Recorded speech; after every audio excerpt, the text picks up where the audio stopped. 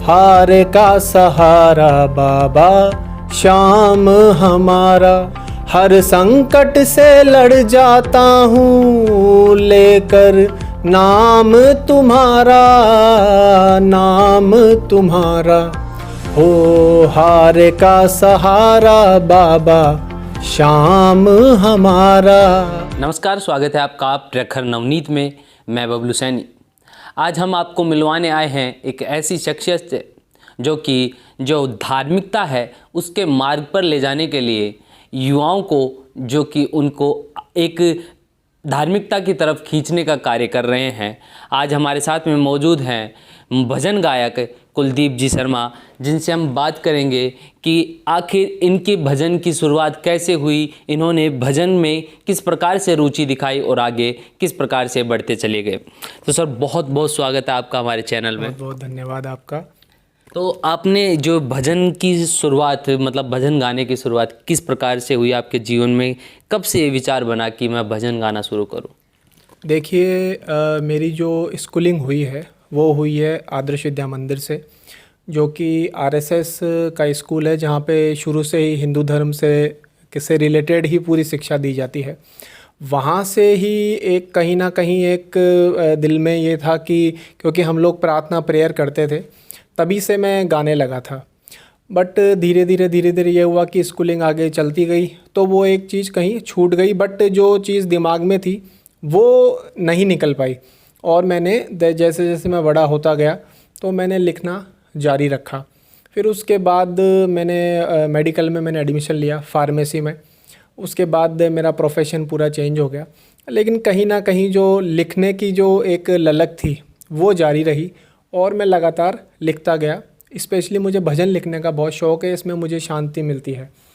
अभी कुछ 3-4-5 साल से जो समाज में चल रहा है कि युवा अपने पथ से भटक रहा था, तो मुझे लगा कि क्यों ना अपने भजनों से जो हम लिखते हैं उसको लेकर के आया जाए, जिससे लोगों को एक अच्छी शिक्षा मिले और लोग बाग समझे अपनी संस्कृति को।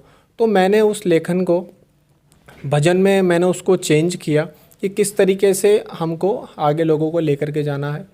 और मैंने मेरा एक यूट्यूब चैनल है, मैंने उसको बनाया स्पेशली धर्म के लिए, मैंने उसको समर्पित किया भजन बाय कुलदीप के नाम से। 2021 के अंदर मैं पहला मेरा भजन मैं लेकर के आया, हे गिरधर। उसको मैंने इत्तेफाकन ही मैंने उसको अपलोड किया और आप सब लोगों का प्यार मिला। उस पर अराउंड 70,000 व्यूज़ थे, बहुत पसंद किया लोगों ने, तो उससे उत्साह बढ़ा। मैंने जो फिर मेरा अभी एक मैं भजन लेके आया खाटू श्याम जी का, और बीच बीच में धर्म से रिलेटेड हमने उस पर चीज़ें डालना शुरू किया। तो आप सब लोगों का प्यार उस भजन पे मिला और उत्साहित भी हुआ मैं, तो बस अब वो सफ़र चालू है। तो मोस्टली आप किस भगवान की तरफ आपका आकर्षण ज़्यादा है, जो कि भजनों में भी दिखाई देता हो? देखिए, जैसा कि जो हमारे शास्त्र हैं उसमें कहा गया है, जो 33 कोटि देवी देवता, तो ऐसा नहीं है कि स्पेसिफिकली मैं किसी भगवान को प्रेम करता हूँ, लेकिन ये है कि हाँ, हमारे जो आराध्य हैं वो तो शिव भगवान हैं ही, जो हमारे ही नहीं पूरी संस्कृति के, सनातन संस्कृति के हैं। लेकिन हाँ, जो मेरे दिमाग में आता है वो मैं उसी वक्त लिख देता हूँ। जैसे अभी 2-3 दिन पहले की बात है, मैं कहीं था तो उसी ट्रैवलिंग के अंदर मैंने कुछ एक लाइन थी, तो वो मेरे जस्ट दिमाग में आई, तो मैं हाथों हाथ उनको मेरे लिए उतार लेता हूँ। तो अगर आप कहें तो मैं 2 मिनट आपको। हाँ बिल्कुल, आप सुना के एक बार हमारे दर्शकों को भी सुना दीजिए। बिल्कुल। मैंने कृष्ण भगवान के ऊपर लिखी है। मेरे कान्हा मेरे मालिक, कृपा इतनी सी कर देना, कि जब आऊँ मैं वृंदावन, तुम अपने में समा लेना। यही आस लेकर आऊँगा, के दर्शन मुझ को दे देना।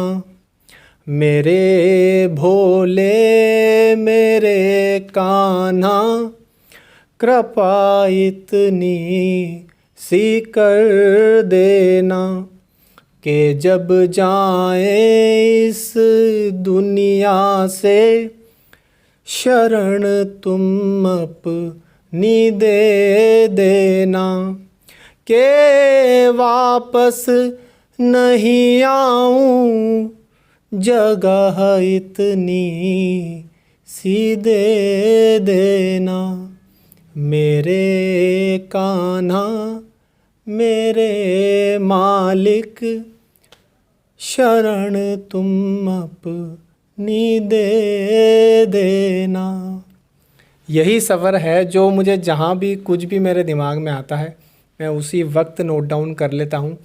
अब चेंजेस ये हैं कि जो मैं लिखता हूँ उसको मैं मेरे यूट्यूब चैनल पे पूरा अच्छे तरीके से म्यूज़िक को कंपोज करके, मेरी पूरी टीम है जो हम स्पेशली संडेज़ को छुट्टी के दिन हम जाते हैं, शूट करते हैं, फिर हम उसको अपलोड। छुट्टी का नाम याद आते ही मेरे को एक ख्याल आया कि आप कोई मेडिकल से रिलेटेड काम करते हैं, तो उसमें और इसमें कैसे वक्त निकाल पाते हैं, क्योंकि वो एक अलग प्रोफेशन हो गया। ये आपका बहुत ही एक अच्छा सवाल है, इंटरेस्टिंग।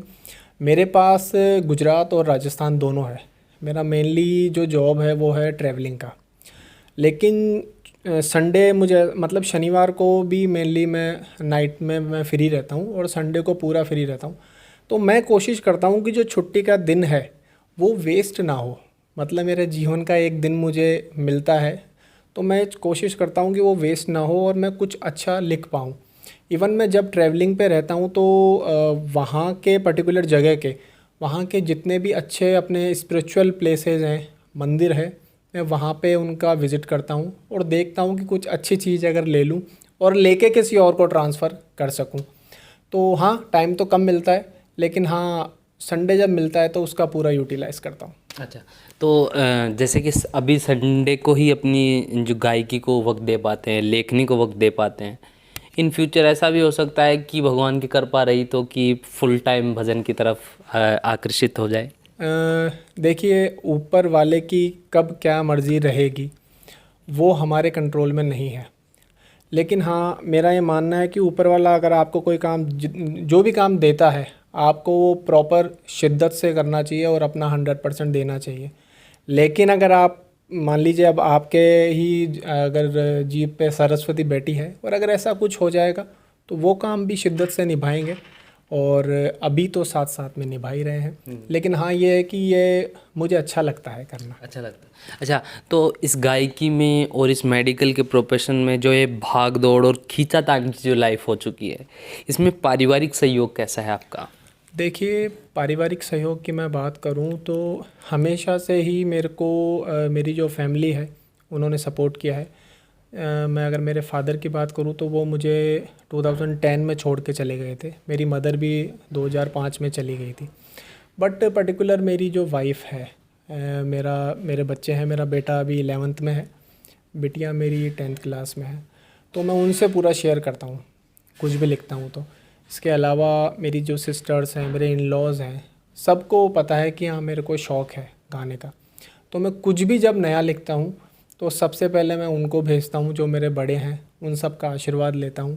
तो उनका पूरा सपोर्ट है, क्योंकि ये एक अच्छा कदम है, तो सब सपोर्ट कर रहे हैं और आगे भी करते रहेंगे। आगे भी करते रहेंगे। तो मतलब पारिवारिक सपोर्ट अच्छा है, भगवान की कृपा आप पर अच्छी है, भागदौड़ की ज़िंदगी में भी भजनों की तरफ आप पूरा वक्त मतलब संडे का निकाल पाते हैं और ये के साथ में गायकी चल रही है। और कुछ कहना चाहेंगे जो युवाओं को कि अपने धर्म की तरफ कुछ आकर्षित होने के लिए कुछ उपाय, कुछ भी आपके मन में जो भी कुछ बात हो?